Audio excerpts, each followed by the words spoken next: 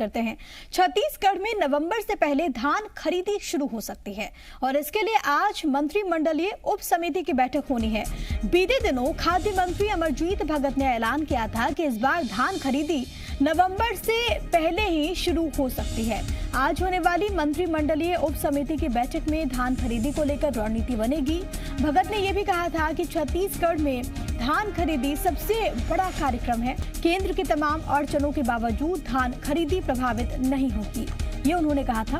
तो किसानों के लिए एक अच्छी खबर है और इसको लेकर आज एक बैठक भी होने वाली है, जिसमें किस तरीके से प्रक्रिया होगी, क्या कुछ व्यवस्थाएं की जाएंगी, इन तमाम बिंदुओं पर यहाँ पर चर्चा होगी। मंत्रिमंडलीय उप समिति की ये बैठक है। धान खरीदी को लेकर इसमें स्ट्रैटेजी बनेगी। नवंबर से पहले धान खरीदी शुरू हो सकती है, इसके संकेत दिए थे मंत्री ने। और आज इसी क्रम में एक बड़ी बैठक है, एक महत्वपूर्ण बैठक है और संकेत इस बात के कि बहुत संभव है कि इस बार प्रदेश में वक्त से पहले ही खरीदी की जो प्रक्रिया है धान खरीदी की, वो शुरू कर दी जाए।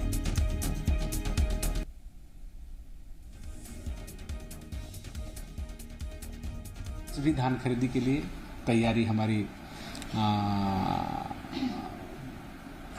पूरी वैसे ही है जैसे पहले होता रहा है। इससे इस बार और जल्दी हम लोग कर रहे हैं और आगामी सीजन के लिए क्या क्या तैयारी करना है उसमें उप समिति में जो बैठक में तय होगी उसको फिर कैबिनेट में ले जाया जाएगा। और तमाम जानकारी के साथ मेरे सहयोगी सत्य प्रकाश इस वक्त लाइव मौजूद है रायपुर से। सत्य प्रकाश, जाहिर तौर पर किसानों के लिए एक बड़ी खबर है, खुशखबरी है कि इस बार जो खरीदी की प्रक्रिया है वो वक्त से पहले शुरू हो। आज एक महत्वपूर्ण बैठक भी होने वाली है, इसको लेकर क्या जानकारी?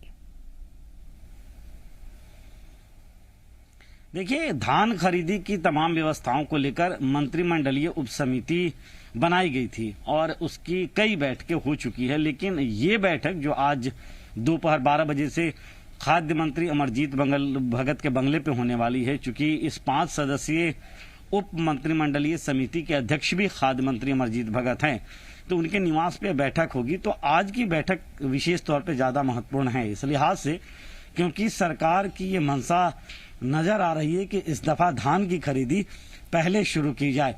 मतलब कि जिस तरह से धान खरीदी की शुरुआत पिछली बार पहले के मुकाबले देरी से हुई, उसे लेकर तमाम सवाल उठाए गए विपक्ष के द्वारा, किसान भी लामबंद होते हुए दिखाई दिए। लेकिन इस दफा धान की खरीदी जो है वो पहले से शुरू करने की तैयारी है। इस तारतम्य में इस बैठक को बेहद महत्वपूर्ण माना जा रहा है। लेकिन विशेष तौर पे अगर हम कहें प्रिया, तो बारदाने की कमी ये एक बड़ी वजह बनी थी पिछली दफा धान खरीदी लेट शुरू होने की, जो सरकार के तर्क थे। कैसे उस बारदाने की कमी को इस बार दूर किया जाए, कैसे वैसी स्थिति उत्पन्न की जाए कि पहले से ही बारदाने की पर्याप्त व्यवस्था हो पाए, इस विषयों को लेकर चर्चा विशेष तौर पे होने वाली है, रणनीतियां बनने वाली हैं। इसके साथ साथ धान खरीदी की संभावित तारीख क्या हो सकती है, इस पे भी चर्चा हो सकती है, जिस बात की जानकारी सामने निकल के आ रही है। हालांकि अभी वक्त है और अमूमन ऐसा पहले होता रहा है कि नवंबर से ही धान खरीदी की शुरुआत होती रही है। हालांकि पिछले साल धान खरीदी की शुरुआत उससे भी लेट हुई थी। तो अभी वक्त है, कुछ महीनों का वक्त है। अभी कई सारे और मंत्रिमंडलीय उप समिति की बैठकें हो सकती है, लेकिन एक ब्लूप्रिंट तैयार कर लिया जाएगा कि आखिर किस तरह की तमाम प्रक्रिया इस बार रखी जा सकती है। जी, जाहिर तौर पर क्योंकि हम देखें यहाँ पर मंत्री ने भी कहा और एक बात बहुत स्पष्ट है सत्य प्रकाश, क्योंकि छत्तीसगढ़ में धान खरीदी को सबसे बड़े कार्यक्रम के तौर पर देखा जाता है और ऐसे में प्रक्रिया पारदर्शी हो, पूरी तरीके से ट्रांसपेरेंसी यहाँ पर मेंटेन रहे, ये भी एक बड़ी चुनौती होगी। देखिए, छत्तीसगढ़ सरकार पिछली दफा की धान खरीदी में लगातार विपक्ष के आरोपों से घिरी हुई नजर आ रही थी। हालांकि जरूर है कि सरकार की तरफ से भी, कांग्रेस पार्टी की तरफ से भी मजबूत तर्क दिए जा रहे थे, लेकिन केंद्र और राज्य के बीच टकराव जैसे हालात भी धान खरीदी के मसले में तमाम व्यवस्थाओं को लेकर देखने को मिली थी। इस सबसे अब की बार कैसे व्यवस्था दुरुस्त हो सके, कैसे वैसी स्थिति उत्पन्न न हो सके, ये बेहद महत्वपूर्ण सरकार के लिए भी है और किसानों के लिए खास तौर पे, क्योंकि अगर सुचारू तमाम व्यवस्थाएं रहेंगी तो किसान वक्त पर और व्यवस्थित तरीके से अपने धान जो है वो बेच पाएंगे समर्थन मूल्य पे।